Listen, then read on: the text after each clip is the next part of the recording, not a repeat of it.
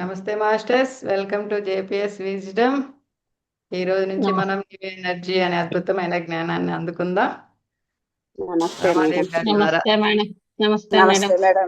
నమస్తే అందరికీ మాస్టర్. నమస్తే. నమస్తే నమస్తే మాస్టర్. అందరికీ వెరీ గుడ్ ఈవినింగ్. నమస్తే జమీలా మాస్టర్.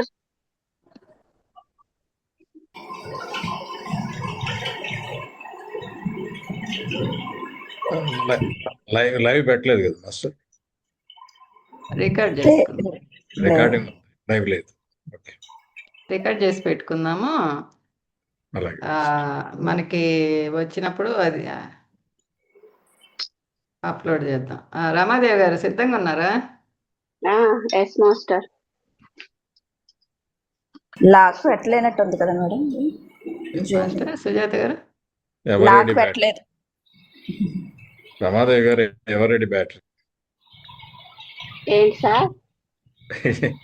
ఎవరెడీ బ్యాటరీ అన్నాను. చార్జ్ చేయండి. సుజాత గారు ఏందో చెప్పారు, నాకు అర్థం కాలేదు. జూమ్ లింక్ లాక్ పెట్టలేదు కదా.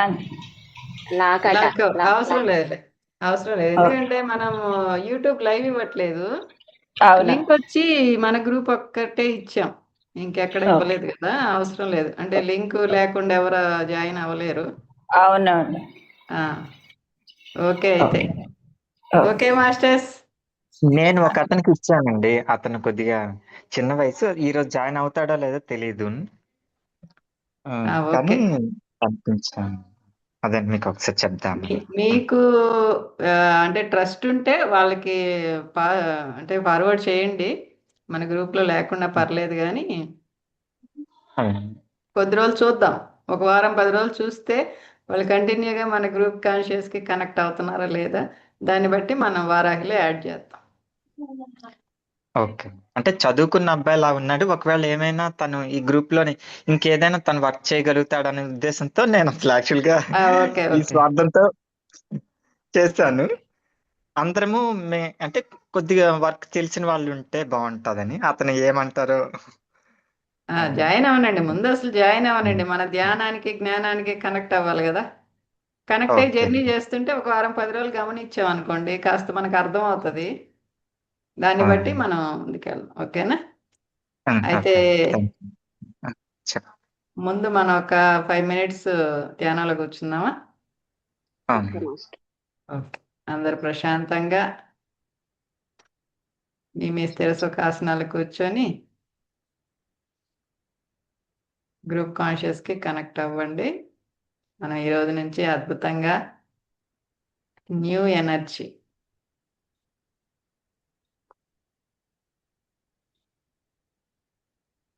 మన ఆత్మతో పూర్తిగా మనల్ని అనుసంధానం చేసే అద్భుతమైన జ్ఞానం,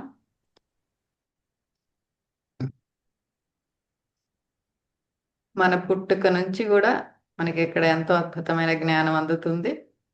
పూర్తిగా మీతో మీరు, మీ అంతరాత్మతో మీరు కనెక్ట్ అయి ఉండండి.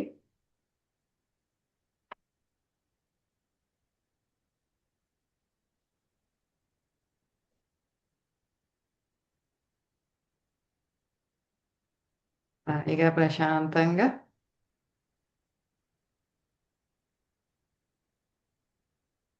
మిమ్మల్ని మీరు గమనించుకుంటూ కంప్లీట్ మౌన స్థితిలో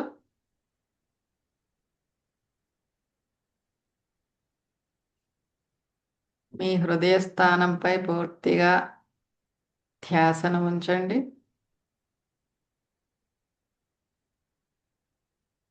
మీ వీపు వెనక భాగంలో 2 గోడల మధ్య భాగంలో మీ హృదయ స్థానం, అందులో మీరు మీ సూక్ష్మ రూపంలో స్థితమై ఉన్నారు.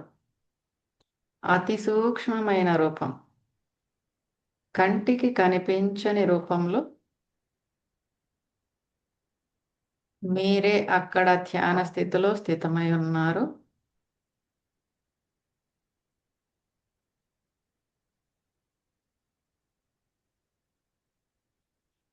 అది మీరు మాత్రమే దర్శించుకోగలరు.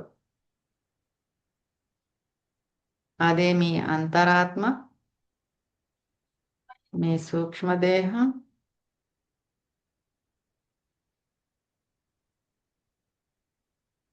మీ హృదయస్థానం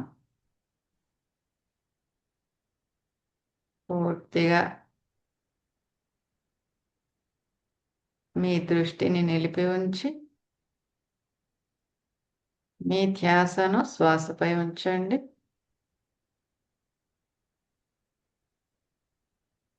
మీ ముక్కు భాగంపై,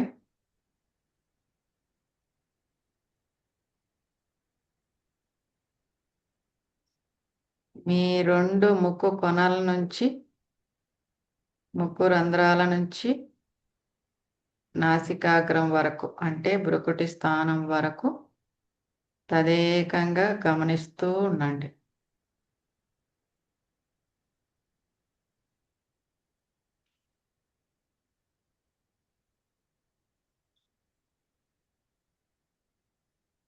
శ్వాస మీద ధ్యాస.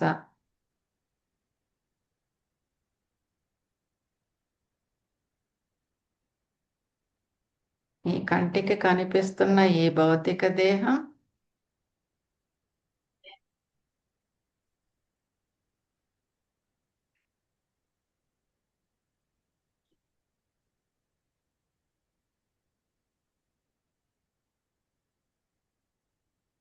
కంటికి కనిపించని మీ సూక్ష్మదేహం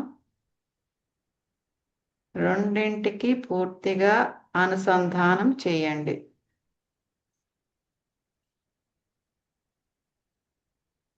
మీ conscious mind, supra conscious mind, subconscious mind రెండింటినీ ఏకం చేయండి. అదే మీ అంతరాత్మ. అక్కడి నుంచి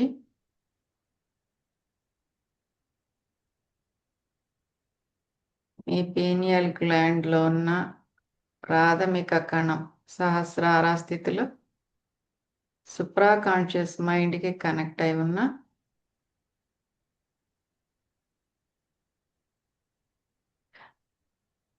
మీ ఆత్మ, మీ పూర్ణాత్మ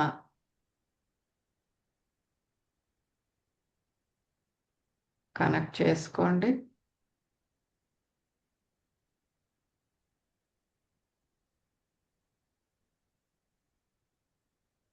పూర్తిగా మీరిప్పుడు ఆత్మస్థితిలో ఉన్నారు.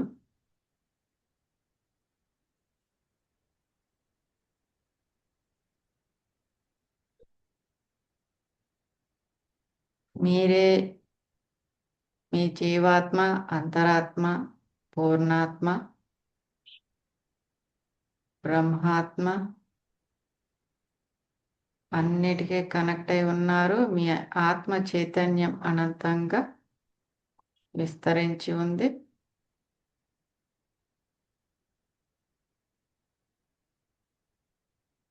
మీ వ్యక్తిగత ప్రొటెక్షన్ లేయర్ను వేసుకోండి. వరాహీదేవిని ఇన్వైట్ చేసుకొని మీ సంకల్ప శక్తితో ఆర్కేంజల్ మైకేల్ని ఇన్వైట్ చేసుకొని రక్తవర్ణంతో, బంగారు వర్ణంతో కూడుకొని ఉన్న ప్రొటెక్షన్ లేయర్స్ మీ వ్యక్తిగత భద్రత కోసం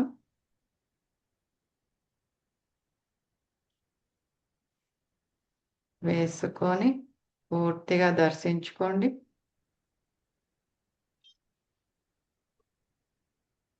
మీరిప్పుడు పూర్తిగా మాస్టర్స్ యొక్క రక్షణ వలయంలో ఉన్నారు.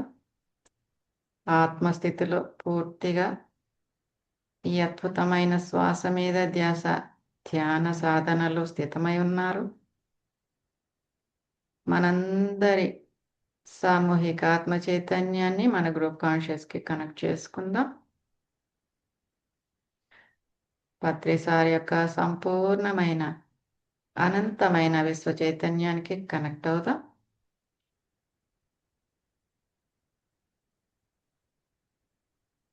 మన గ్రూప్ కాన్షియస్కి కనెక్ట్ అయి ఉన్న అద్భుతమైన దివ్యమైన గొప్ప గొప్ప మాస్టర్స్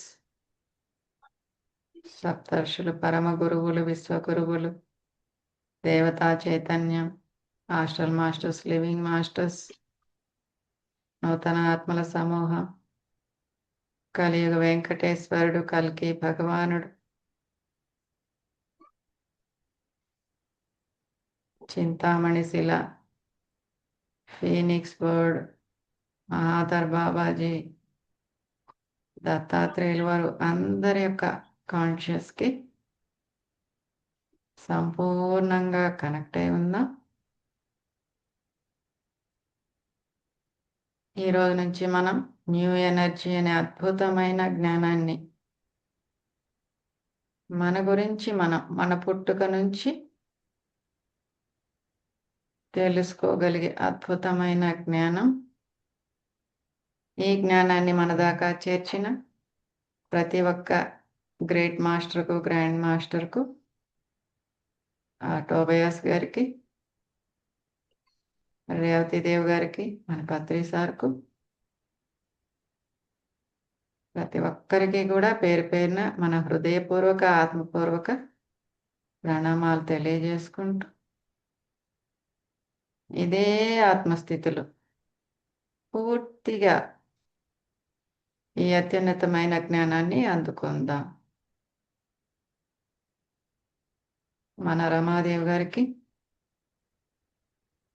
మన ధ్యాన మిత్రులందరికీ, దివ్యాత్మ స్వరూపులందరికీ కూడా మన హృదయపూర్వక ధన్యవాదాలు, కృతజ్ఞతలు తెలియజేసుకుందాం. అలాగే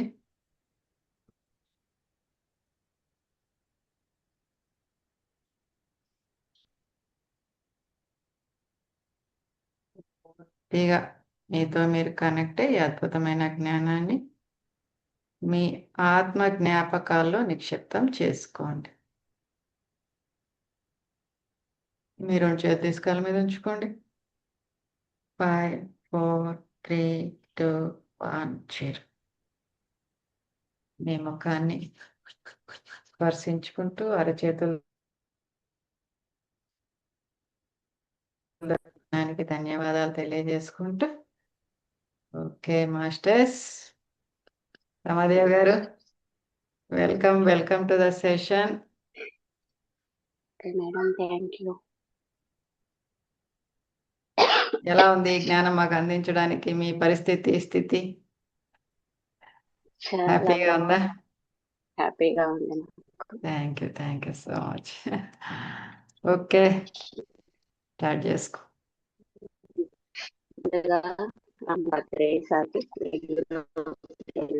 వాయిస్ ఓకేనా మీది?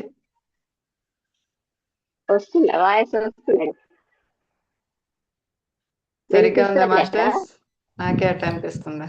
కొంచెం బ్రేక్ వస్తుంది. ఎస్ కొంచెం నేను బ్లూటూత్ బ్రేక్ పెట్టుకున్నా, వాయిస్ కొంచెం బ్రేక్ వస్తుంది.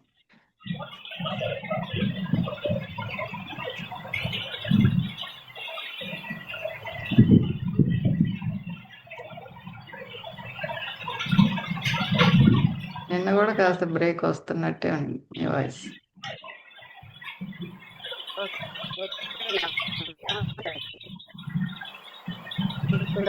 ఎవరిదో కూడా సౌండ్ డిస్టర్బెన్స్ ఉంది మేడం. ఫ్యాన్ సౌండ్ ఏమన్నా కొంచెం వస్తున్నట్టు.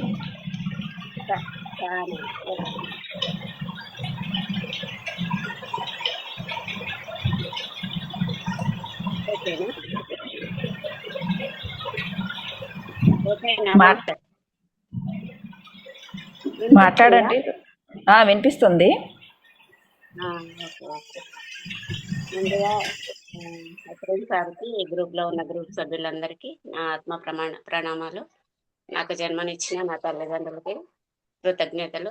ఈ బుక్ చదవడానికి నాకు అవకాశం ఇచ్చిన మాస్టర్స్ అందరికీ కూడా ధన్యవాదాలు, కృతజ్ఞతలు.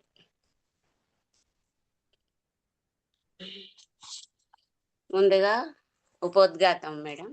న్యూ ఎనర్జీ మనల్ని శిల్పంగా మలుస్తూ మనలో అనవసరమైన లక్షణాలను, గుణాలను తొలగిస్తుంది.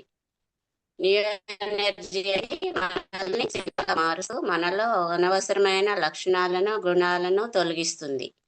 ఈ పుస్తకాన్ని చదివేటప్పుడు పాఠకులకు కొన్ని రకాల అనుమానాలు ప్రశ్నలు రావచ్చు, వస్తాయి, రావాలి కూడా. ఉన్న మార్గాలన్నీ ఉండగా వీళ్ళకి ఇంకేదో కొత్త మార్గాన్ని సూచిస్తున్నట్లు చెబుతున్నారే, ఉన్నవి చాలవా అనిపిస్తుంది. అందుకే ఈ ఉపోద్ఘాతం. అంటే ఈ పుస్తకాన్ని చదివేటప్పుడు పాఠకులకి కొన్ని రకాల అనుమానాలు వస్తాయట. అవేంటంటే ఆ మార్గాలన్నీ ఉండగా వీళ్ళు ఇంకేదో కొత్త మార్గాన్ని మనకి సూచిస్తున్నారు, ఇంకా ఉన్నాయన్నీ చాలవా అనే ఉపోద్ఘాతం అలాగా అనిపిస్తుందట. నాకు తెలిసేసరికి చీకట్లో లేచి స్నానం చేసి 4 గంటలకల్లా భజన చేయడానికి కూర్చునేవాళ్ళము. అంటే రేవతి మాస్టర్ చెప్తున్నారన్నట్టు. వాళ్ళము మా చిన్నక్క నేను మేమిద్దరము వెంట పుట్టడం వల్ల జంటగా పెరిగాము. వాళ్ళ చిన్నక్క తను ఇద్దరు ఎమటెమటే పుట్టడం వల్ల జంటగా పెరిగారంట. 6:30 కల్లా భజన నైవేద్యాలు పూర్తయిపోయేవి. అప్పట్లో నేను లోయర్ నర్సరీ, ఇప్పటి ఎల్కేజీ అన్నట్టు చదువుతుండేదాన్ని. నేను 3వ తరగతికి వచ్చేసరికి లలితా సహస్రనామాలు, భగవద్గీతలోని కొన్ని అధ్యాయాలు నోటికి వచ్చేసాయి. తనకి 3వ తరగతి చదివేసరికల్నే లలితా సహస్రనామాలు, భగవద్గీత శ్లోకాలు నోటికి వచ్చేసాయంట. బయటికి వెళ్ళి బయట స్నేహాలు పెంచుకునే అలవాటు వాతావరణం మా ఇంట్లో లేవు. వాళ్ళు బయటికి వెళ్ళేవాళ్ళు కాదు, బయట స్నేహాలు ఉండేవి కావన్నట్టు. బయటికి స్నేహాలు పెంచుకునే అలవాటు వాతావరణం మా ఇంట్లో లేవు కనుక 4 గోడల మధ్యనే మా ఆట పాట అన్నీ సాగేవి. అంటే వాళ్ళ ఇంట్లోనే అన్ని ఆట పాట అన్నీ సాగేవి అన్నట్టు. అలా ఒంటరితనము చిన్నప్పటి నుంచి అలవాటు. ఆ ఒంటరితనంలోనే కదా మానవుడు అంతర్ముఖుడు అయ్యేది. అంటే ఆ ఒంటరితనంలోనే అంతర్ముఖుడు అవుతాడు మానవుడు. ఏదో బయటికి అయ్యేది. ఆ అంతర్ముఖంలోనే నాలో ఏదో బయటికి రావాలని తాపత్రయపడేది. అదేమిటో విశ్లేషించుకునే వయసు, జ్ఞానము నాకు అప్పట్లో లేవు. తనకు అనిపించేది ఏదో తెలుసుకోవాలి అని, కానీ అప్పట్లో తనకు అంత వయసు జ్ఞానము లేదన్నట్టు. నా అంతట నేనే ఏదో చెయ్యాలి, ఎవరు చేయనిది నేను ఏదో చెయ్యాలి, ఎవరు చేయనిది నేనేదో చెయ్యాలని ఉండేది తనకి. ఎవరు తెరవని ఏదో ఒక సరికొత్త ద్వారాన్ని తెరవాలని అన్న తపన మాత్రం నాలో ఉండటం నాకు ఇప్పటికీ గుర్తుంది. అంటే ఎవ్వరు తెరవని సరికొత్త ద్వారాన్ని నేను తెరవాలని ఆమెకి కుతూహలం ఉండేదన్నట్టు. అన్న తపన మాత్రం నాలో ఉండటం నాకు ఇప్పటికీ గుర్తుంది. ఆట వస్తువులకు సంబంధించినంత వరకు బజారులో కొన్న వాటితో ఆడుకోవడం కన్నా నా స్వహస్తాలతో తయారు చేసిన వాటితో, అంటే బజార్లో కొన్న వస్తువులతోనే ఆడుకోవడం కంటే తన స్వహస్తాలతో తయారు చేసిన ఆట వస్తువులతో ఆడుకోవడం అంటే ఆమెకు చాలా ఇష్టం అట. అవి ఎంతో మొరటగా ఉన్నా సరే ఆడుకోవడంలోనే నాకు ఎంతో ఆనందం ఉండేది. సృజనాత్మకత పట్ల నాకు ఆ వయసు నుంచి ఆసక్తి ఉండేది. మరో ఏడాదికి విష్ణు సహస్రనామాలు కూడా నేర్చుకుని ప్రతిరోజు అవి పారాయణ చేసేవాళ్ళము. విష్ణు సహస్రనామాలు కూడా నేర్చుకుని ఇంకొక ఏడాది వచ్చేసరికల్లా అవి కూడా రోజు పారాయణం చేసేవాళ్ళట. దక్షిణామూర్తి స్తోత్రము, కనకదార స్తోత్రము, లక్ష్మీ నరసింహ కరవలంబము, ఇలా 7-8 స్తోత్రాల వరకు అన్నీ నేర్చుకుని అవన్నీ ప్రతిరోజు చదివేవాళ్ళము. అంటే అవన్నీ మొత్తం నేర్చుకుని ప్రతిరోజు చదివేవాళ్ళట. మంత్రపుష్పం కూడా చేసేవాళ్ళము. నా 12వ ఏట సప్తసతి ఉపదేశము చేశారు మా గురువు గారు. అంటే తను 12వ ఏట సప్తసతి ఉపదేశం చేశారట తనకి. మా గురువు గారు ఓరుగంటి నీలకంఠ శాస్త్రి గారు. వారి చలవన అప్పుడే శ్రీ సూక్త సహిత షడశోపచార పూజా విధానము అలపడింది. ఇవన్నీ మా నిత్య పూజలో భాగమయ్యాయి. తొలి దశలో భజనలు, పాటలు, దాని తర్వాత స్తోత్రాలు, ఆ తర్వాత దశలో పూజలు. నేను జూనియర్ ఇంటర్ చదివే రోజుల్లో వచ్చిన అనుభవాలతో ఒక సరికొత్త ఆలోచన సరళికి పునాది పడింది. అది నాకు తెలియకుండానే నా మనసును ఒక సరికొత్త వాస్తవంలోకి నడిపించడం మొదలుపెట్టింది. ఒకరోజు మా ఇంట్లోకి పాము వచ్చి మా కుటుంబ సభ్యులకు నాకు మధ్య నిలబడింది. వాళ్ళ ఇంట్లోకి ఒకరోజు ఒక పాము వచ్చి వాళ్ళ కుటుంబ సభ్యులకి ఆమెకి మధ్యలో నిలబడిందట. నేను ఒక మూల నిలబడవలసి రావడంతో నా శరీరము గడగడ వణకసాగింది. ఆ వణుకుతున్న శరీరాన్ని నేను లోపలి నుంచే విచిత్రంగా చూస్తున్నాను. బయట శరీరము వణుకుతుంటే లోపల ఇంకేదో విడిగా ఉన్నది. అది వణుకుతున్న ఈ భౌతిక శరీరాన్ని చూసి పకపక నవ్వుతున్నది. అంటే లోపల ఇంకేదో శరీరం ఉంది, ఈ బయట ఉన్న శరీరం వణుకుతుంటే లోపలున్న ఇంకేదో ఉండి ఆమె వణుకుతున్నందుకు లోపల నవ్వుతుందట. ఆ నవ్వుతున్న దానిలో నేనున్నాను. ఆ నవ్వు వినపడుతున్నంతసేపు నా గొంతులోని కండరాలు దానికి అనుగుణంగా కదులుతూ ఉంటాయి, ఉబ్బాయి. ఆ అనుభవంతో శరీరం కన్నా అనన్యమైనదేదో లోపలుందని నాకు ఒక స్పృహ ఏర్పడింది. అప్పుడు తనకి నేను బయట ఉన్నది కాదు, లోపల ఇంకేదో ఉన్నదనేది అప్పుడు స్పృహ వచ్చింది అన్నట్టు తనకి. ఆ రోజులలో మా అమ్మ హనుమంతరావు గారనే హిందీ టీచరు సాయంతో కృష్ణదత్త బ్రహ్మచారి ద్వారా హిందీలో వెలువడుతున్న ఋష్య శృంగేని ప్రవచనాలను తెలుగులోకి అనువదిస్తుండేవారు. అందులోని చాలా విలువైన సమాచారాన్ని వాళ్ళిద్దరి నుంచి మా చిన్నక్క నేను అందుకునేవాళ్ళం. వాళ్ళమ్మ హనుమంతరావు గారు అనే హిందీ టీచర్ దగ్గర సాయంత్రం శ్రీ కృష్ణదత్త బ్రహ్మచారి ద్వారా హిందీలో వెలువడుతున్న ఋషశృంగేరి ప్రవచనాలను తెలుగులోకి అనువదిస్తుండేవారంట. అది వీళ్ళ చిన్నక్క ఏమో వినేవాళ్ళంట. అందుకనే వాళ్ళం కృష్ణుడు శివుడు రంగు రూపాలలో ఎలా ఉంటారని మనకి సాంప్రదాయము పురాణాలు చెబుతున్నాయో నిజానికి వాళ్ళు అలా ఉండరట. అంటే మనకి పురాణాలు కృష్ణుడు శివుడు ఇలా ఉంటారు అని చెప్తుండేవాళ్ళు కదా, అలా ఉండరట అని తెలుసుకుందట తను. కృష్ణుడు కొన్ని కార్యకలాపాల గురించి వినినప్పుడు కొత్తగూడెంలో ఈ కృష్ణుడిని చూశాము. పురాణాలలోని ప్రక్షిస్తాలు క్రమేణా అర్థం కాసాగాయి. పురాణాలను అర్థం చేసుకునే విధానంలో ఒక సరికొత్త పంత మా ముందుకొచ్చింది. పురాణ కథలను మూఢభక్తితో స్వీకరించడం కాకుండా అందరి సారాన్ని అందులోని సైన్స్ను అర్థం చేసుకునే అలవాటు క్రమేణా పెంపొందించసాగింది. అంటే ఆ పురాణాలే కాకుండా దానిలోని సారాన్ని దానిలోని సైన్స్ను కూడా అర్థం చేసుకోగలిగారంట వాళ్ళు. తర్వాత అభిషేకాల పట్ల నాకు ఆసక్తి పెరిగింది. మా అమ్మ శక్తి పంచాక్షరి ఉపదేశము చేశారు నాకు. ఆ నాకు 2 ప్రాణాలు. చదువు పూర్తి ఉద్యోగంలో చేరాక కూడా ఎంతో కాలము అభిషేకం చేసి దానిని నెల్లూరుకి స్పాట్ వాల్యుయేషన్ కు పబ్లిక్ పరీక్ష పేపర్లు దిద్దడానికి వెళ్లే రోజులలో కూడా తెల్లవారుజామున 3 గంటలకు లేచి అభిషేకం చేసి 6 గంటలకల్లా బస్ పట్టుకుని వెళ్లేదాన్ని. అంటే ఆమెకి తను ఉద్యోగం చేసే టైంలో కూడా స్వాట్ వాల్యుయేషన్ పబ్లిక్ పరీక్ష పేపర్లు దిద్దడానికి వెళ్లే టైంలో కూడా 3 గంటలకే లేచి తెల్లవారుజామున అభిషేకం చేసి 6 గంటలకల్లా బస్సు పట్టుకొని వెళ్ళేవారంట. అభిషేకం అతిష్టము నాకు. ఇక శక్తి పంచాక్షరి చేయని సమయం లేదు. కూర్చున్నా నిల్చున్నా తింటున్నా తిరుగుతున్నా ఈ మంత్రాన్ని చేస్తుండేదాన్ని. అది లేకపోతే నా జీవితమే లేదన్నంత ప్రాణం నాకు. అవే నా ఊపిరి. ఈ శరీరం బతికుండాలంటే ఊపిరి ఎంత ముఖ్యమో నా జీవితానికి అవి అంత ముఖ్యమో అని ఫీల్ అయ్యేదానిని. అవి 2 లేని జీవితం నా ఊహకే అందేది కాదు. అలా మనసంతా పెట్టి కరువుదీర అవి 2 చేసేదాన్ని. అంటే తన మనసంతా పెట్టి కరువుదీర అవి 2 చేసేదంట తను. పూజల నుంచి అభిషేకాలకు జపాలకు ఎదిగానన్నమాట. 1980 దశాంకంలో మా అమ్మ తెచ్చిచ్చిన లోక్సాం రాంప గ్రంథాలు నాకు చక్కని పునాదిని వేశాయి. 1980లో వాళ్ళమ్మ లోక్సాం రాంప అనే ఒక బుక్కుని తీసుకొచ్చి ఇచ్చిందట. పూజల మానవని రాంప చెప్పాక కూడా నేను చాలా కాలము కరువుదీర అభిషేకాలు చేసేదాన్ని. ఆ బుక్లో పూజల మానవని రాంప గారు చెప్పినా కూడా తను ఆ బుక్ చదివినాక కూడా చాలా సంవత్సరాల దాకా పూజల అభిషేకాలు మానలేక చేసేసిందట. అలాగని రాంపాను వదిలిపెట్టలేదు, అలాగని రాంపాను కూడా వదిలిపెట్టలేదట.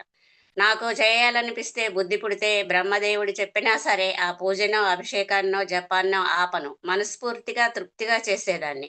ఎవరో చేయమన్నారని చేయను. చేయకపోతే ఆ దేవుడేమైనా అనుకుంటాడేమో, కోపగించుకుంటాడేమోనని భయపడి చేయడం మాత్రం చేయను. అంటే తనకి ఇష్టమైతేనే చేస్తుందట. ఎవరు వచ్చి ఆఫ్ చేయన్నా కూడా ఆఫ్ చేసేది కాదట. దేవుడు నెత్తి కొడతాడేమోనని భయపడను. నాకు బుద్ధి పుడితేనే చేస్తాను. బుద్ధి పుట్టకపోతే నెలల తరబడి దేవుడి ముఖం కూడా చూడకుండా ఉండిపోయే సందర్భాలు కూడా ఉన్నాయి. తనకి ఇష్టం కాకపోతే నెలల తరబడి కూడా ఆ దేవుడి ముఖం కూడా చూడకుండా ఉన్న సందర్భాలు కూడా ఉన్నాయంట. ఎన్ని కట్టుబాట్ల మధ్య, ఎంత డిసిప్లిన్ మధ్య పెరిగినా నా మనసును మాత్రం స్వేచ్ఛను నేనెన్నడూ కరువు చేయలేదు. నెలల తరబడి దేవుడి జోలికి పోయినందుకు గిల్టీగా అనిపించలేదు.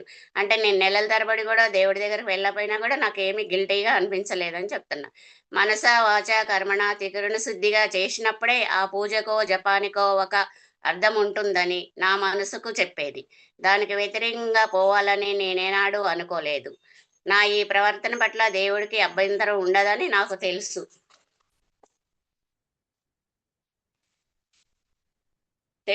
తెలుసో తెలియక నాకు తెలియదు, కానీ తెలుసు కనుక నెలల తర్వాత ఎప్పుడైనా బుద్ధి పుడితే స్వచ్ఛమైన మనసుతోనే అభిషేకం చేయగలిగేదాన్ని. నా ఆలోచన సరళే నాకు ఆధ్యాత్మికంగా ముందుకు వెళ్ళడానికి చాలా సహాయకారి అయ్యింది. అంటే తన పూజలతోటే తను ఆధ్యాత్మికంగా ఎదగటానికి కూడా చాలా సహాయపడ్డదట. దేవుడిని చూసి భయపడితే లేదా మొహమాట పడితే మనం ఆధ్యాత్మికంగా ఎదగలేము. రాంపా పుస్తకాలు చదివేటప్పుడు కళ్ళారా చూస్తే తప్ప అర్థం కాదు అనుకున్న కొన్ని విషయాలు ఏవైనా వస్తుండేవి. దానిలో ఆ అంశాలను నేను పుస్తకంలో చదవటానికి 2 రోజుల ముందే నాకు అవి కళ్ళలో కనపడేవి. అంటే తను రాంపా బుక్ చదివేటప్పుడు తను 2 రోజుల ముందే ఈ బుక్ చదువుతా అన్న 2 రోజుల ముందే తనకు అవన్నీ కళ్ళలో కనపడేయట. కనపడేవి నాకు అవి కళ్ళలో. అందువల్ల పుస్తకంలో చదివినప్పుడు నాకు అవి అర్థమైపోయి, అందువల్ల తనకు అర్థమైపోయాట. ఇష్టంగా కూర్చుని భోజనం చేసేటప్పుడు శరీరం తృప్తి పడిపోయి ఇంకా చాలు అనే వరకు కడుపు నిండుతుంది మనకు తెలియదు. అలాగే చేసిన సాధనతో పరిణితి కలిగింది. మనసు తనంతట తాను మరో అడుగు ముందుకు వేసే వరకు తెలియదు. వెనుదిరిగి చూసుకుంటే నాకే ఆశ్చర్యం. ఎప్పుడు పండిన పండు చెట్టును వదిలేసినట్టు నేను వాటికి ఎప్పుడు దూరమయ్యానో నాకే తెలియదు. ఒంగోలులో ఒక ట్యుటోరియల్ కాలేజీలో పనిచేశాను. 1 ఏడాది పాటు ఆ రోజులలో నాకు ఒక అలవాటు ఉండేది. సంధ్యాదీపం వెలగగానే చేస్తున్న పని ఆపి దాని శ్లోకం చెప్పుకుని దీపానికి నమస్కరించి తర్వాత నా పనిని కొనసాగించేదాన్ని.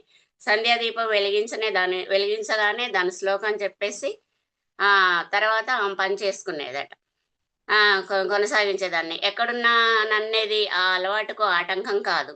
ఎక్కడున్నా కూడా ఆ అలవాటుకు ఆటంకం ఉండేది కాదట. ఆ రోజులలో నేను సాధారణంగా క్లాసులో ఉండేదాన్ని. ఆ సమయానికి పాఠం ఆపి నమస్కరించుకుని కొనసాగించేదాన్ని. ఒకవేళ ఆ టయానికి క్లాసులో ఉన్నా కూడా నమస్కరించుకుని మళ్ళీ క్లాస్ ప్రారంభించేదట. ఆ సమయానికి పాఠం ఆపి నమస్కరించుకుని కొనసాగించేదాన్ని. చూసే వాళ్ళు ఏమన్నా అనుకుంటారేమోనని కూడా పట్టించుకునేదాన్ని కాదు. ఎవరైనా చూస్తే ఏమన్నా అనుకుంటారేమోనని కూడా పట్టించుకునేది కాదట. అలా ప్రతిరోజు సంధ్యాదీపానికి నమస్కరించేదాన్ని. ఒక నియమంగా ఒకరోజు నేను అలా నమస్కరిస్తుండగా నా తలలో ఒక మగ గొంతు పకపక నవ్వుతూ వినపడింది. అలా నమస్కరిస్తూ ఉండగా తన తలలో ఒక మగ గొంతు పకపక నవ్వుతూ వినపడిందట. ఆ నవ్వులో ఎగతాళి లేదు. చిన్న పిల్లల చేష్టకు ముచ్చటపడి ఆపుకోలేక నవ్వు అది. అంటే ఆ నవ్వులో ఎగతాళి లేదట. ఒక చిన్నపిల్లలాగా చేస్తున్నాను అని ఒక చిన్నపిల్లలు నవ్వినట్టు అనిపించిందట దానికి. అని వాత్సల్యంతో కూడిన పలకరింపుగా అనిపించింది. ఉన్నది నవ్వి ఒక చోట ఒక సమయాన కనపడే దీపాన్ని చూడాలనుకోవడం కంటే అన్ని వేళలా అన్ని చోట్ల ఉండే దీపాన్ని చూడాలని ఎందుకు ప్రయత్నించకూడదు? అంటే ఒక్కచోటే వెలిగే దీపాన్ని చూడటం కంటే అన్ని చోట్ల అన్ని దీపాలు వెలుగుతున్నప్పుడు వాటిని ఎందుకు చూడకూడదు అనేది ఆమెకి క్వశ్చన్ వచ్చిందట అని అన్నదా కంఠం. ఆ కంఠం పట్ల నాకు ఎలాంటి అపనమ్మకం కానీ సందేహం కానీ కలగలేదు. అంటే ఆ కంఠం పట్ల ఆమెకి ఎలాంటి సందేహం కానీ అపనమ్మకం కానీ కలగలేదట. ఆ రోజు నుంచి నాకు సంధ్యాదీపానికి నమస్కరించాలన్న ఆలోచన రాకుండా పోయింది. ఆ రోజు నుంచి సంధ్యాదీపానికి నమస్కరించాలన్న ఆలోచన పోయిందట. అంటే అంతవరకు పరిమితులలో ఉండి పనిచేసిన నా మనసు ఆ బోధతో ఆ పరిమితులను ఛేదించుకున్నదన్నమాట. అంటే అంతవరకు తన మనసు ఇలా చెయ్యాలి అని అనుకున్న దాన్ని ఆ రోజు నుంచి ఆ పరిమితులకి అంటే ఫుల్ స్టాప్ పెట్టేసింది అన్నట్టు.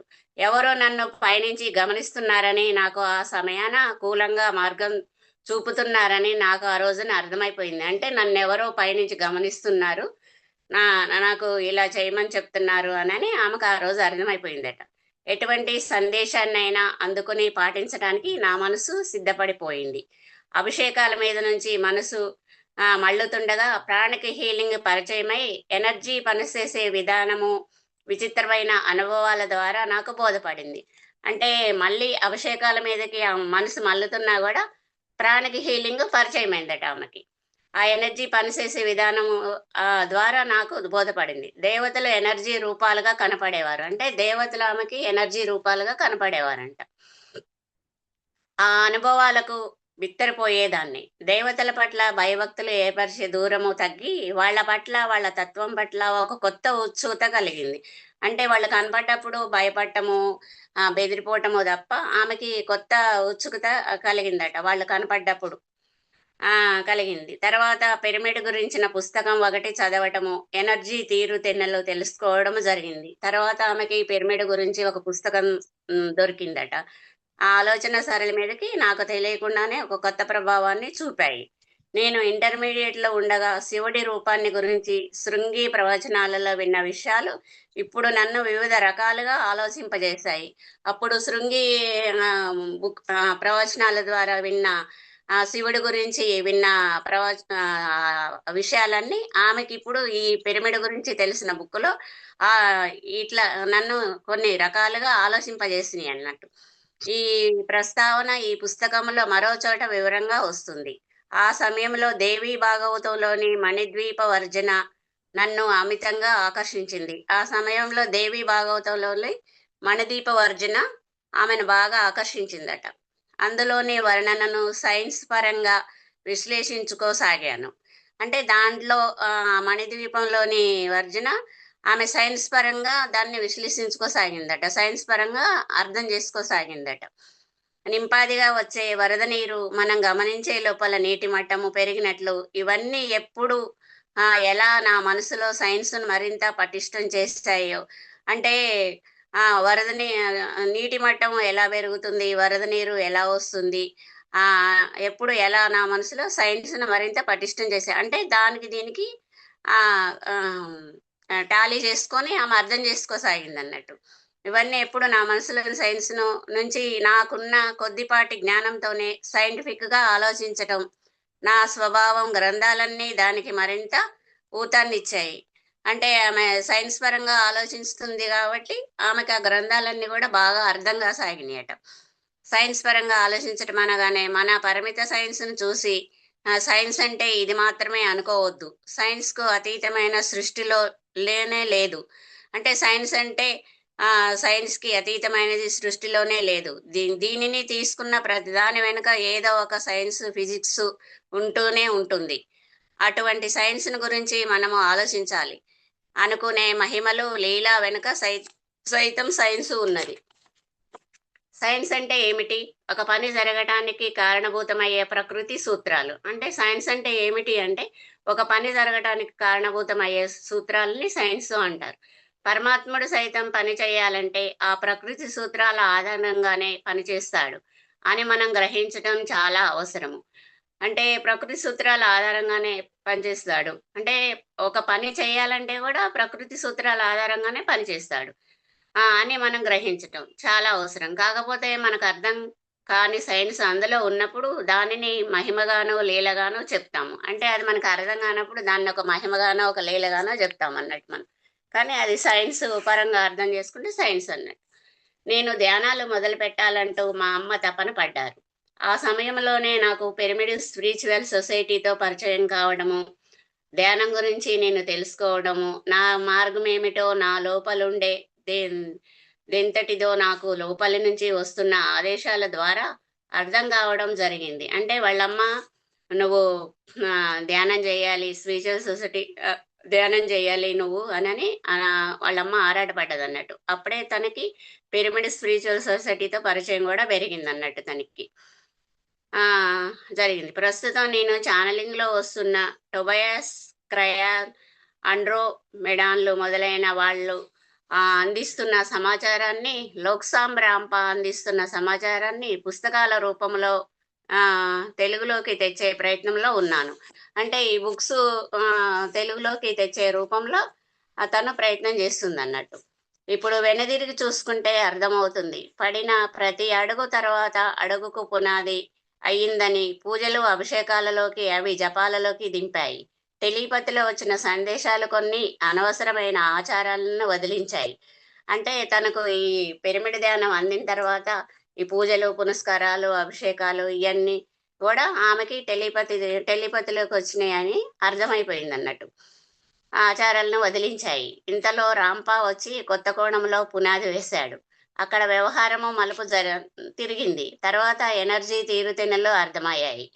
అంటే తర్వాత తనకి ఇవన్నీ అర్థమైపోయాయి అన్నట్టు మెడిటేషన్లోకి వచ్చినాక. అవే కాబట్టి టొబాయస్ క్రయాన్ లాంటి వివిధ ఛానలింగ్ లో వచ్చే సమాచారం గ్రహింపుకు వస్తుంది, జీర్ణం అవుతున్నది. ఇది కొత్త మార్గం కాదు, ఆధ్యాత్మిక పరిణామ క్రమంలో తర్వాతి మెట్లు. ఈ మెట్టు మీదికి అడుగు పడినాక జీవితమే చెప్పలేనంతగా మారిపోయింది. ఆ అనుభవాలను కూడా క్రమేణా సందర్భోచితంగా మీతో పంచుకుంటాము. నాంది ఇప్పటి నుంచి స్టార్ట్ అవుతుంది మేడం. ఇప్పటిదాకా రేవతి మేడం పరిచయం జరిగింది. ఇప్పటిదాకా 2003 జనవరి మొదటి వారంలో తిరుపతిలో జరిగిన కార్యకర్తల సమావేశానికి పత్రిజీ గారు నన్ను పిలిపించారు. అక్కడ నాకు ఒక బాధ్యత అప్పగించబడింది. 2003లో జనవరి మొదటి వారంలో తిరుపతిలో జరిగిన ఒక కార్యకర్తల సమావేశానికి పత్రిజీ గారు తనను పిలిపించారంట.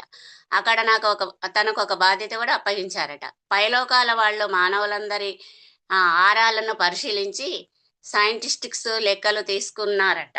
అంటే పైలోకాల ఆరాలను పరిశీలించి స్టాటిస్టిక్ గా లెక్కలు తీసుకున్నారట. దానికి సంబంధించిన వివరాలన్నీ క్రింజన్ సర్కిల్ అనే వెబ్సైట్ లో ఉన్నాయి. దానిని జూన్ నాటికి ఒక రిపోర్టర్ గా అందివ్వాలి అని తనకి ఆ బాధ్యత అప్పగించారట పత్రిజీ గారు. అనువాదం అంటే నాకు చాలా ఇష్టం అన్నమాట. నిజమే, నాకు తెలిసిన దానిని ఇతరులతో పంచుకోవడం నాకు అలవాటే. కానీ ఇలా ఒక బాధ్యతగా ఆయన అప్పచెప్పేసరికి అమ్మ బాబోయ్ అనుకున్నాను. అంటే పత్రిజీ సార్ ఆ బాధ్యత అప్పచెప్పేసరికి అమ్మ బాబోయ్ ఇదంతా నేను చేయగలనా అని అనుకున్నారంట. ఇంటికి తిరిగి వచ్చాను. అంతవరకు నా కంప్యూటర్కి ఇంటర్నెట్ కనెక్షన్ తీసుకుందామా వద్దా అన్న మీమాంసల్లో ఉన్నాను. అంటే తన దగ్గర కంప్యూటర్ ఉన్నది కానీ ఇంటర్నెట్ కనెక్షన్ తీసుకుందామా వద్దా అనే ఆలోచనలో ఉన్నాను. ఇక ఇప్పుడు మీమాంసకు తావే లేదు. అంటే ఇంక ఇప్పుడు తీసుకోవాలని డిసైడ్ అయిపోయారు అన్నట్టు. తీసుకున్నాను. ఆ వెబ్సైట్లోకి వెళ్ళాను. నిజం చెప్పొద్దా, నాకు కంప్యూటర్ గురించి తెలిసింది చాలా కొంచెం. అంటే తనకు కంప్యూటర్ గురించి కూడా ఏమి తెలియదు అన్నట్టు. నా మిడిమిడి జ్ఞానంతో ఆ వెబ్ పేజీలోకి వెళ్ళడం కష్టమైంది. అంటే తనకి ఏం తెలియదు కాబట్టి ఆ కంప్యూటర్ గురించి ఏదో మిడిమిడి జ్ఞానంతో ఆ వెబ్సైట్లోకి వెళ్ళారన్నట్టు. ఇటు వినడానికి కానీ అటు చదవడానికి కానీ కుదరక నానా పాటలు పడ్డాను. అంటే వినడానికి చదవడానికి ఏమీ తెలియలేదు తనకి. చాలా వరకు కొంచెం కష్టపడ్డారన్నట్టు. ఫిబ్రవరి నెలాఖరు వచ్చేసింది. ఇంకా ఎక్కడ వేసిన గొంగళి అక్కడే ఉంది. అంటే సారు రిపోర్ట్ ఇయ్యమన్నారు కదా, ఇంకా నేను ఏం చేయలేదు కదా, ఎక్కడ వేసిన గొంగళి అక్కడే ఉంది అని అనుకుంటున్నారు అన్నట్టు. ఇటు వేసిన గొంగళి అక్కడే ఉంది. దాంతో ఒకరోజు విపరీతమైన కోపం వచ్చేసింది. అంటే దాంతో ఒకరోజు ఆమె ఏం చేయట్లేదు నేను అని తన మీద తనకే కోపం వచ్చేసిందంట. నాకు నేరుగా టొబాయస్తోనే తగువ పెట్టుకున్నాను. అంటే తనకు తనగానే టొబాయస్తో తగువ పెట్టుకున్నారంట. ఏమనుకుంటున్నావు, నువ్వు చెబుతున్న దానిని నలుగురికి అందివ్వాలని నేను తాపత్రయపడుతుంటే నీకు చీమ కుట్టినట్లయినా లేదా? అంటే తొబాయస్ గారిని అంటుంది అన్నట్టు. మీరు పంచిన జ్ఞానాన్ని నేను నలుగురికి పంచాలని అనుకుంటుంటే మీరు నన్ను ఎందుకు ఇలా చేస్తున్నారు, మీకు చీమ కుట్టినట్టయినా లేదా అని అడుగుతున్నారు అన్నట్టు. ఇప్పుడే ఇంటర్నెట్ సెంటర్కి వెళుతున్నాను, వచ్చి నాకు అక్కడ ఆ వెబ్ పేజీలు ఎలా ఓపెన్ చేయాలో చూపించు పద అంటూ తొబాయస్ గారిని నేను ఇప్పుడు ఇంటర్నెట్ సెంటర్కి వెళ్తున్నా, మీరు కూడా రాండి నాతోనని తీసుకెళ్తున్నారంట. చూపించు పద అంటూ నెట్ సెంటర్కి వెళ్ళాను. వెబ్సైట్లోకి వెళ్ళిన మరు నిమిషం నాకు తెలియకుండా కరెక్ట్ పాయింట్ని క్లిక్ చేయడం. అంటే తను అలా అనేది వెళ్ళింది కాబట్టి ఎమ్మటే వెళ్ళగానే ఆ వెబ్సైట్ ఓపెన్ చేయగానే కరెక్ట్ పాయింట్కి క్లిక్ అయింది అన్నట్టు. క్లిక్ చేయటము నిమిషము నాకే తెలియకుండా కరెక్ట్ పాయింట్ క్లిక్ చేయటము, వెబ్ పేజీలు నా కళ్ళ ముందు ఓపెన్ కావడం చూసి బిత్తరపోయాను. అంటే ఎమ్మటే తనకి వెబ్సైట్లోకి వెళ్ళడం కరెక్ట్ పాయింట్ క్లిక్ అయింది. ఎమ్మటే తనకు కావాల్సిన కరెక్ట్ పాయింట్లు అన్నీ తనకి ఓపెన్ కావడం చూసి తానే బిత్తరపోయింది అన్నట్టు. టొబాయస్ కి థ్యాంక్ యూ చెప్పి ఇంటికి పరిగెత్తుకొచ్చాను. అంటే టొబాయస్ కి థ్యాంక్ యూ చెప్పేసి ఇంటికి పరిగెత్తుకొచ్చేసిందండి. టైం ఉందా మేడం? కంటిన్యూ చేయాలా? చేయండి మేడం, ఇంకా చేయండి చేయండి. ఏమో టైం అయిపోయిందేమోనని.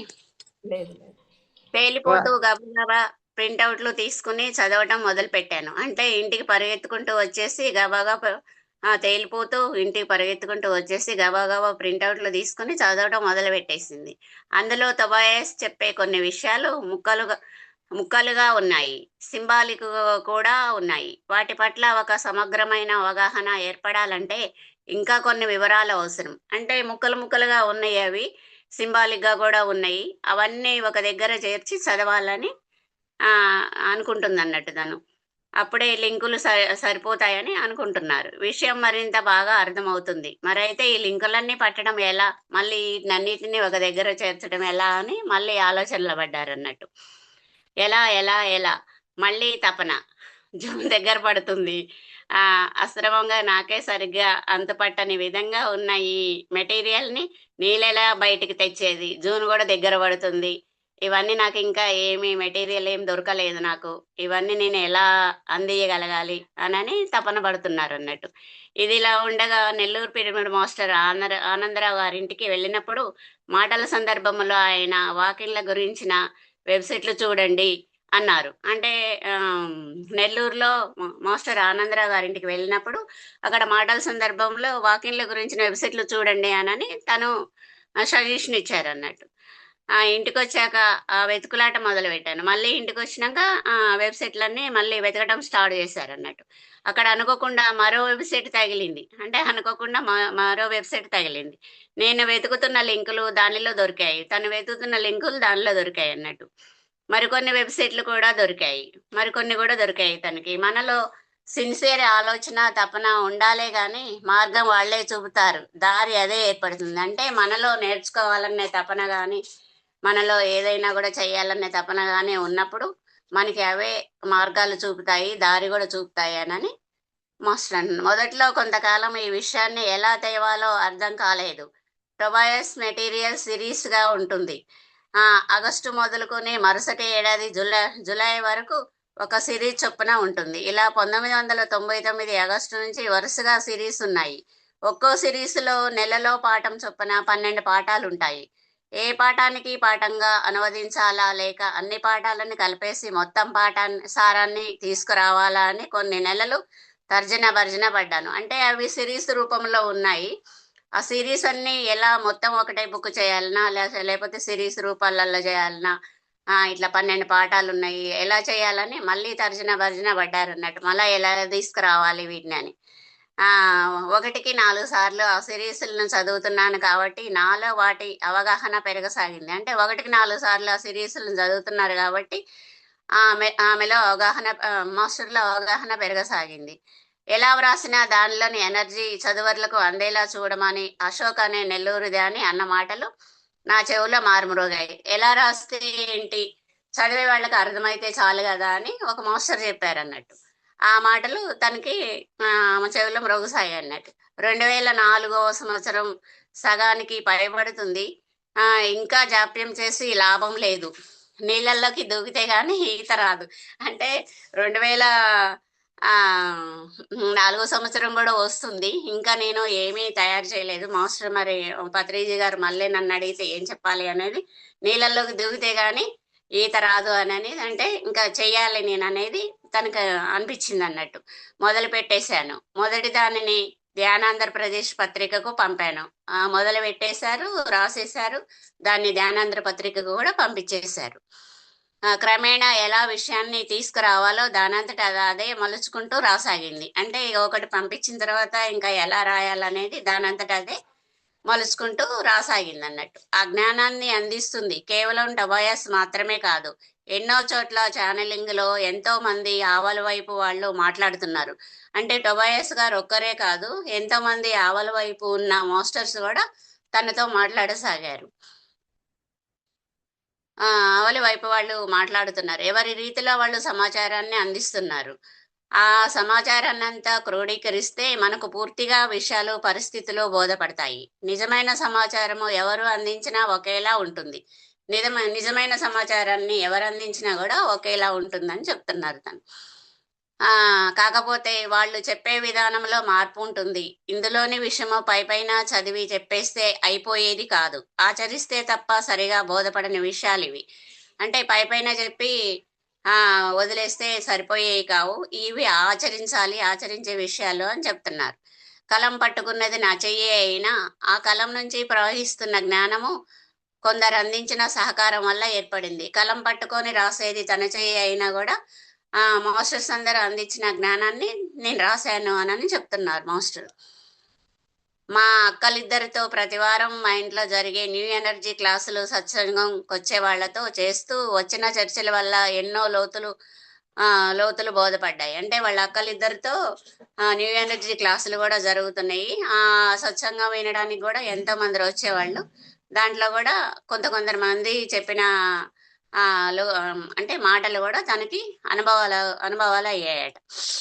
వాళ్ళ అనుభవాల నుంచి ఎన్నో అర్థమయ్యే కొద్దీ దానిలో మరింతగా మనసు రమిస్తుంది. ఆ అనుభవాలను కూడా మీ ముందు ఉంచుతున్నాను.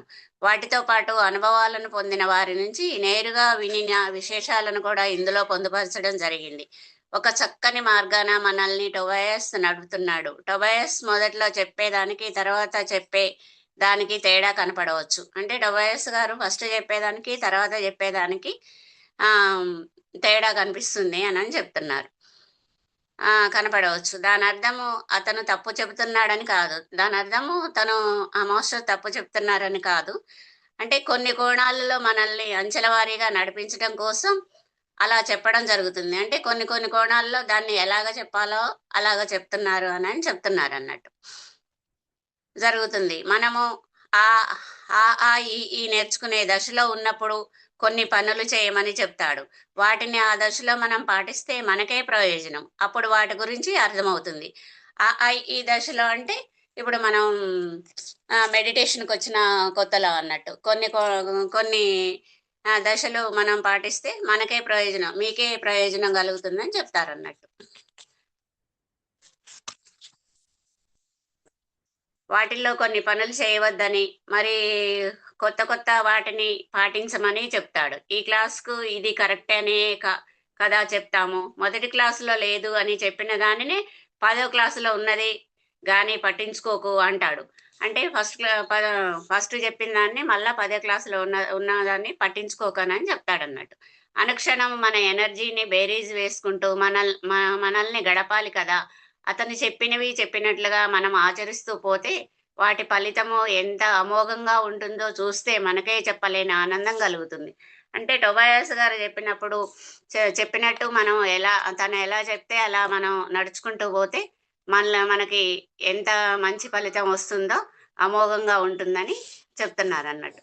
మొదటి మెట్టు ఎక్కేస్తే రెండో మెట్టు ఎక్కడానికి ఆలోచన వస్తుంది. అంటే మొదటి మెట్టు ఎక్కేస్తే రెండో మెట్టు ఎక్కడానికి కూడా మనకి ఆలోచన వస్తుంది. మొదటి మెట్టు ఎక్కడానికి మనం భయపడినప్పుడు రెండో మెట్టు ఎక్కలేము కదా. మొదటి మెట్టు ఎక్కినప్పుడు అదే ఆలోచన రెండో మెట్టు ఎక్కడానికి కూడా వస్తుంది అని చెప్తున్నారు అన్నట్టు. ఆలోచన వస్తుంది. మూడవ దానికి ప్రయత్నం, ఆ పైన దానినే ఎక్కేయగలగటము. ఇలా ఎదుగుతాము. అంటే మెట్లు ఎక్కుతూ పోతూ ఉంటేనే మనం ఎదగలుగుతాము. దానికి ప్రయత్నం, ఆపై దానినే ఎక్కేయగలగటము. ఇలా ఎదుగుతాము. ఆ ప్రయత్నమే టొబయాస్ చేస్తుంది. అంచెల వారీగా మనకు విషయాలు బోధపడేలా చేస్తూ మనకు సహాయం చేస్తున్నాడు. మనతో పాటు కాసేపు గడపగలగటం తమకెంతో గౌరవప్రదము అంటాడు. టొబయాస్ వాళ్ళు మనము కలిసినప్పుడు న్యూ ఎనర్జీ డైమెన్షన్ పరిధి ఏర్పడుతుంది. అది భూమికి చెందిన ఎనర్జీ శక్తి కాదు, ఆవల వైపుకు చెందిన ఎనర్జీ. అది భూమికి చెందిన ఎనర్జీ కాదు, ఆవల వైపు ఉన్న ఎనర్జీ అని చెప్తున్నారు అన్నట్టు. కూడా కాదట, అది దైవత్వం ఉన్న కొత్త డైమెన్షన్. మనము మనసు విప్పినప్పుడు భౌతికంగా లేని వారిని మనం ఆహ్వానించినప్పుడు అది ఏర్పడుతుంది. అంటే ఆవల వైపు ఉన్న ఎనర్జీ కూడా కాదు అది. ఆ దైవత్వం ఉన్న కొత్త డైమెన్షన్ కి మన మనసును విప్పినప్పుడు, అంటే మన మనసు దానికి అనుసంధానం అయినప్పుడు భౌతికంగా లేని వారిని మనం ఆహ్వానించినప్పుడు అది ఏర్పడుతుందట. ఇప్పుడు ఇక్కడ ఏర్పడుతుంది అన్నదే. ఈ పుస్తకంలో మనకు కొన్ని ఆంగ్ల పదాలు కనపడుతూ ఉంటాయి. సైన్స్ కు సంబంధించిన పదాలు కూడా కనపడుతుంటాయి. వాటిని మనం అర్థం చేసుకుంటే చెప్పుకుంటున్న విషయాలు మనకు బాగా బోధపడతాయి. ఎనర్జీ, ఫ్రీక్వెన్సీ లాంటి పదాలు కనబడతాయి. వాటిని గురించి కొద్దిగా చెప్పుకుందాం మనం ఇక్కడ. ఎనర్జీ అంటే శక్తి, ఇది ప్రకంపన రూపంలో ఉంటుంది. ఎనర్జీ అంటే శక్తి, ఇది ప్రకంపన రూపంలో ఉంటుందని చెప్తున్నారు. ప్రకంపన అంటే అలలుగా కదిలే శక్తి అన్నమాట. ప్రకంపన అంటే ఇప్పుడు సముద్రంలో అలలు వస్తాయి కదా, దానిని ప్రకంపన శక్తి అంటారన్నమాట. ఎత్తుపల్లంగా అలలుగా కదులుతుంది. అలలుగా కదులుతుంది శక్తి, ఇది శక్తికున్న సహజ లక్షణము. ఎనర్జీ ప్రకంపనాలుగా కదులుతూ ఉంటుందన్నమాట. అయితే ఈ ఎత్తుపల్లాలు మన మామూలు కంటికి కనపడవు.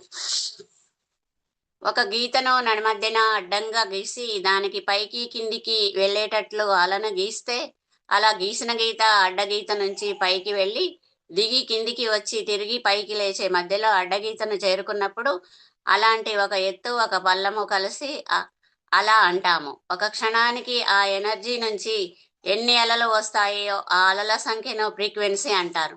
అంటే ఇప్పుడు సముద్రంలో అలలులాగా ఎలా అలలుగా మన ఫ్రీక్వెన్సీ పెరుగుతుందో ఆ క్షణానికి ఆ ఫ్రీక్వెన్సీ అలలుగా వచ్చేదాన్ని ఆ ఫ్రీక్వెన్సీని అలల సంఖ్యను ఫ్రీక్వెన్సీ అంటారంట. ఫ్రీక్వెన్సీని అలల సంఖ్య అని కూడా అనుకోవచ్చు. ఉన్నత ఫ్రీక్వెన్సీ అంటే క్షణకాలంలో ఎక్కువ సంఖ్యలో వచ్చే ప్రకంపనాలు ఉండే స్థాయి అన్నమాట. అంటే ఎక్కువ సంఖ్యలో వచ్చే అలల్లాగా కూడా ఫ్రీక్వెన్సీ అంటారు. ఆ క్షణకాలంలో ఎక్కువ సంఖ్యలో స్థాయి అన్నమాట. ఆ అలల సంఖ్య పెద్దదిగా ఉంటుంది. దిగువ ఫ్రీక్వెన్సీ అంటే తక్కువ సంఖ్యలో, అంటే దిగువ ఫ్రీక్వెన్సీలో ఉన్నారు అంటే తక్కువ సంఖ్యలో అలలు అని అర్థం చేసుకోమని చెప్తున్నారు అన్నట్టు. వచ్చే ప్రకంపన స్థాయి అలా సంఖ్య తక్కువగా ఉంటుందన్నమాట. ఒక ప్రదేశంలో ఒకటి కన్నా ఎక్కువ ప్రకంపన స్థాయిలు ఉండవచ్చు. మన భౌతిక శరీరంలోనే, అంటే మన భౌతిక శరీరం ఉన్న చోటనే మన ఆస్ట్రల్ సూక్ష్మ శరీరము ఉన్నది. అంటే ఒక ప్రదేశంలో ఒకటి కన్నా ఎక్కువ ప్రకంపన స్థాయిలు ఉండవచ్చు. మన భౌతిక శరీరంలో అంటే మన భౌతిక శరీరం ఉన్న చోటనే, అంటే మనం ఉన్న చోటనే మన ఆస్ట్రల్ శరీరం ఉన్నది కదా. రెండు ఒకే చోట ఉన్న ఒకదాని వల్ల మరొకటి దానికి ఎలాంటి ఆటంకము లేదు.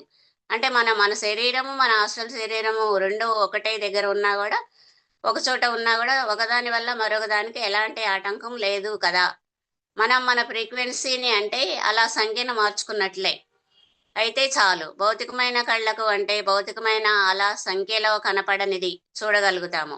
ఒకానొక ప్రకంపనను మనం భౌతికమైన కళ్ళతో రూపంగా చూడగలుగుతాము. ఒకానొక ప్రకంపనం మనం భౌతికమైన చెవులతో శబ్దంగా వినగలుగుతాం. అంటే ఒక్కొక్క ప్రకంపనాన్నేమో మనం కళ్ళతో చూడగలుగుతాం, ఒక్కొక్క ప్రకంపనాన్నే మనం చెవులతో వినగలుగుతాం అని చెప్తున్నారు అన్నట్టు మాస్టర్స్.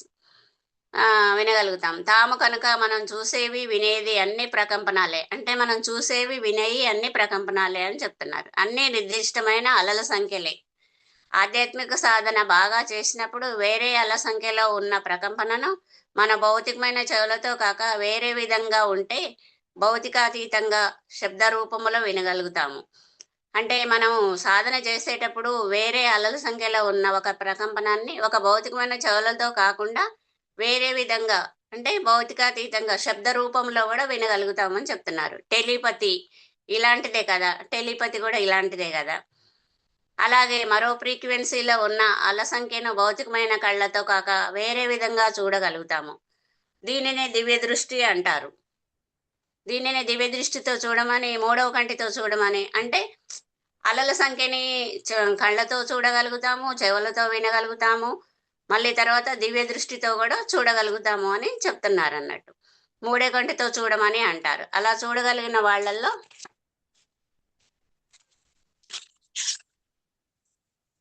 ఏదో శక్తి ఉన్నదని మనం అనుకుంటాము. అంటే దివ్య దృష్టితో చూసే వాళ్ళల్లో ఏదో శక్తి ఉందని మనం అనుకుంటాము. ఈ పుస్తకాన్ని ఒక నవల చదివినట్లు చదివేస్తే సరిపోదు. చదివే కొద్దీ లోతులు అర్థమవుతాయి, అవగాహన పెరుగుతుంది, మరింత బాగా అర్థమవుతుంది. టొబాయస్ వాళ్ళు చిటికిన వేలు పట్టుకుని నిశ్చింతగా ముందుకు సాగుదాం. ఇలా చెప్పుకుపోతూ చాలా ఉంది. ఇక అసలు విషయంలోకి వద్దాం. ఇక్కడ నుంచి టొబాయస్ పరిచయం మేడం. ఇక్కడికి స్టాప్ చేద్దామా ఈరోజు? ఓకే మాస్టర్, రేపటి నుంచి టొబాయస్ పరిచయం కాడి నుంచి స్టార్ట్ చేస్తాం. ఎన్ని పేజెస్ చెప్పారు ఇప్పుడు ఈరోజు? నేను మొత్తం ఇదంతా మేడం గారి పరిచయంలోనే జరిగిపోయింది ఇదంతా. 11 అవి పేజీలు మేడం. ఎన్ని 11. ఉన్నాయి? ఇది మొత్తం 334 పేజీలు మాస్టర్. ఇప్పుడు ఎన్ని చెప్పారు? నేను మా 12వ పేజీకి వచ్చేసా. 12 పేజ్. ఓకే. అంటే ఇప్పటి నుంచి ఇప్పుడు బుక్ స్టార్ట్ అవుతుంది. ఇప్పటి నుంచి బుక్ స్టార్ట్ అవుతుంది. అదంతా అవి ఎన్ని పేజెస్ ఉన్నాయి టోబయాస్ది? టొబాయస్ది చూస్తా మాస్టర్. ఇదంతా టొబాయస్ గారిదే ఉంది అనుకుంటా. ఇది ఎక్కువే ఉండొచ్చేమో. ఎక్కువనే ఉంది మాస్టర్. ఓకే. అంటే ఒక 3-4 పేజెస్ ఏమన్నా చదువుతారా? ఇంక ఇప్పుడు ఎవరైనా అనుభవాలు చెప్తారు కదా మాస్టర్. స్టార్ట్ అనుభవాలు మళ్ళీ చేసుకుని. ఓకే. మళ్ళీ నైట్కి మన మెడిటేషన్ కనుకుంటుంది కదా, మళ్ళీ ఎక్కువైపోతుందిలేండి. ఓకే. ఓకే. అయితే రమాదేవి గారు, థ్యాంక్ యూ సో మచ్. చాలా క్లియర్గా చదివారు, నీట్గా. ఈ బుక్ రీడింగ్ ఎప్పుడైనా చేశారా ఏదైనా ఛానల్స్లో కానీ? ఎప్పుడు చేయలేదు మేడం, నేను ఇదే ఫస్ట్ టైం. ఫస్టేనా మన ఛానల్లోనేనా?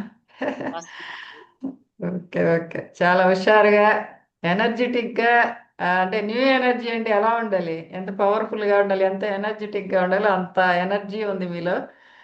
చాలా అద్భుతంగా ఉంది. అందుకే మీకు కనెక్ట్ అయింది ఈ జ్ఞానం అనేది. కాబట్టి చాలా సూపర్ సూపర్ సూపర్. ఇంక మనకి మాటలు లేవు ఇంకా. Thank you so much. అయితే నాకు అర్థమైంది, మీరు చదువుతా ఉంటే నాకేం అర్థం అవుతుందంటే 1000 సీడ్స్ ఆఫ్ జయ అనుకున్నాం కదా, ఎందుకు న్యూ ఎనర్జీ వచ్చిందని క్వశ్చన్ చేసుకుంటున్నా లోపల. ఉత్తరగీత చదివి అంటే మళ్ళీ ఇంత 1000 సీడ్స్ ఆఫ్ జయ అంటే పత్రి సార్ ఏం చెప్పారంటే ఒక పెద్ద బాల శిక్ష అంటే బేసిక్ నాలెడ్జ్. ఉత్తరగీత అంటే హై నాలెడ్జ్. దానికి దీనికి మధ్యలో మనకి న్యూ ఎనర్జీ అనేది అంటే ఇది దాటుకొని కిందకి రావాలి, కానీ ఒకేసారి ఇంత డౌన్ వచ్చేయకూడదు అనేసి మనకి న్యూ ఎనర్జీ ఇచ్చారనేది నాకు వచ్చిన ఆన్సరు. కాబట్టి ఇప్పుడు మనకి ఈ జ్ఞానం అనేది చాలా అవసరం ప్రస్తుతం మనం ఉన్న స్థితిలో. మనకు అనుకోకుండా కొన్ని సిచ్యువేషన్స్ అటు ఇటు అయ్యాయి కాబట్టి ప్రతిదీ ప్లస్సే. కాకపోతే ఇప్పుడు ఈ జ్ఞానం అనేది మనకు చాలా అవసరం. ఎందుకంటే మన పుట్టుక నుంచి తెలుసుకోవచ్చు అంటే మన ఆత్మస్థితి ఎక్కడ, మన ఆత్మ ప్రయాణం మొదలైంది, ఎలా ఉద్భవించింది. పుట్టుక చావు లేవు అసలు యాక్చువల్గా. ఎక్కడ ఉద్భవించాము, మన ప్రయాణం ఎక్కడ మొదలైంది అని ముందు ఇది తెలుసుకోవడం ఇది ఇప్పుడు చాలా ఇంపార్టెంట్ అని నాకు అర్థమైంది. కాబట్టి మాస్టర్స్ ప్లాన్ ఇదంతా చాలా అద్భుతంగా, అసలు చాలా ఎనర్జెటిక్గా చెప్పారు. చాలా హ్యాపీ. న్యూ ఎనర్జీ అంటే ఇలాగే మొదలైంది. బుక్ ఎప్పుడో తెచ్చుకొని పెట్టుకున్నా కానీ నేను కూడా చదవలేదు మాస్టర్. అసలు దీని ద్వారా స్వాధ్యాయం ద్వారా ఈ బుక్ ని చదవడానికి నాకు అవకాశం మాస్టర్స్ ఇచ్చారు. ఇదే వచ్చింది. ఇప్పుడు మన వాళ్ళ దగ్గర చాలా బుక్స్ ఉన్నాయి, కానీ ఎవరు ఓపెన్ చేయట్లేదు, చదవట్లేదు అంత ఓపికగా కూర్చొని. కాబట్టి ఇప్పుడు మాస్టర్స్ ఏం చేశారంటే ఇది ఒక సెషన్ పెట్టారు మనకి. మీ దగ్గర ఉండే బుక్స్ బయటికి తీస్తారు, ఇక్కడ అంటే దాని గురించి తెలియని వాళ్ళు తెలుసుకుంటారు, ఇవే వింటారు కూర్చొని శ్రద్ధగా. ఇది చాలా అద్భుతమైన విషయము. చాలా happy. Thank you so much Ramadevi గారు. చదవటం కూడా చాలా నీట్ గా చదివారమ్మా మీరు. అదే చాలా బాగుంది, ఎనర్జెటిక్ గా.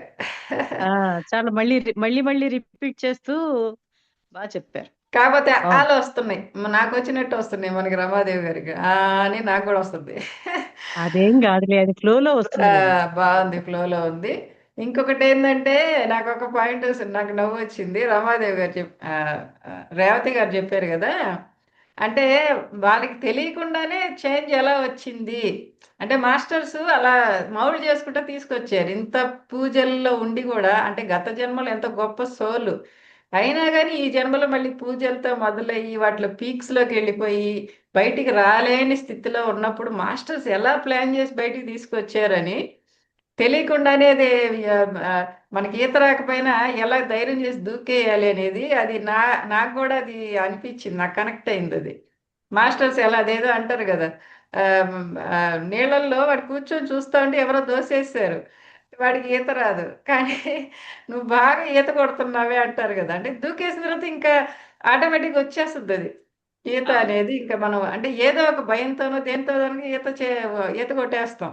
అట్లా నన్ను కూడా దోసేసారు అనమాట మాస్టర్స్.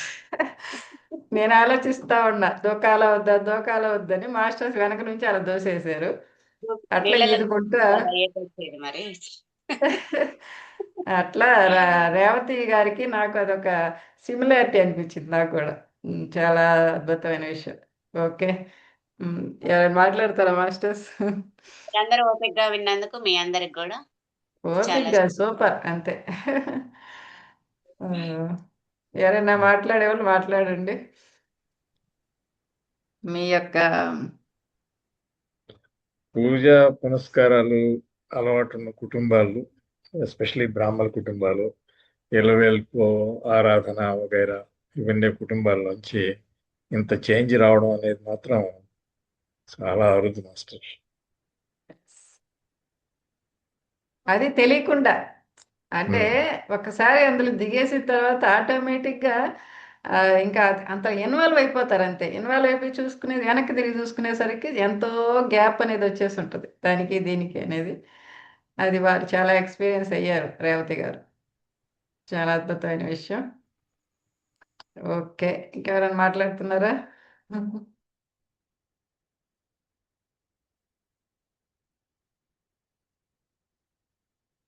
అందరు సైలెంట్ మోడ్లో ఉన్నట్టున్నారు. ఓకే. ఈ న్యూ ఎనర్జీ ఇప్పుడు మనకి ఎనర్జీ లోపల మనకి బాగా బిల్డ్ అవ్వాలి కాబట్టి ఇది ఈ సమయంలో మనకి సబ్జెక్ట్ అనేది చాలా అవసరం. అందరూ శ్రద్ధగా ఇంకా ఈ రోజు నుంచి ఈ జ్ఞానానికి బాగా మౌల్డ్ అవ్వండి. ఎవరైనా మాట్లాడుతున్నారా?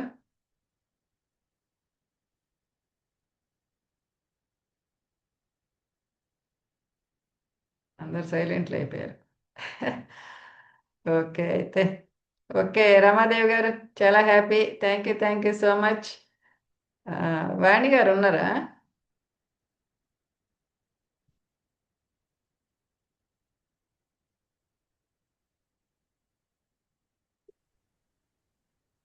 ఉన్నారా? మేడం గారు ఇప్పుడే వచ్చానండి. లేనట్టున్నారు విజయ్ కుమార్ గారు ఇప్పుడే వచ్చాను మేడం గారు. వచ్చి రిఫ్రెష్ అయ్యి కొంచెం స్నానం చేసి మళ్ళీ వచ్చి ఓకే ఓకే. వాణి గారు ఉన్నారా? లేరండి, లేరు మేడం. అదే లేనట్టున్నారు. ఓకే వాణి గారు లేరు. ఓకే ఇందాక ఉన్నారు, బుక్ చదివినప్పుడు కొద్దిసేపు ఉన్నారు, మరి తర్వాత ఓకే ఓకే. ఈరోజు ఎవరైనా మీ యొక్క ఎక్స్పీరియన్సెస్ షేర్ చేసేవాళ్ళు ఎవరైనా ఉన్నారా మన వాళ్ళల్లో? భాగ్య గారు మీ ఎక్స్పీరియన్సెస్ ఏమైనా షేర్ చేస్తారు ఈరోజు? తెలుసుకుందాం మీ గురించి.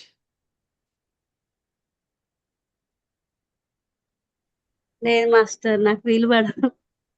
వీలు కాదంటారా? ఏదో మీ గురించి తెలుసుకుందామని. అంతా తెలుసుకోవాల్సింది ఏం లేదు మాస్టర్. ఏం లేదా? సింపుల్గా చెప్పేశారు ఏం లేదనే. ఇంకా ఎవరు టైం సిద్ధంగా ఉన్నారు ఈరోజు? ఈరోజు లక్ష్మీనాథ్ సార్ని చెప్పమనండి మాస్టర్. లక్ష్మీనాథ్ గారు సిద్ధంగా ఉన్నారా?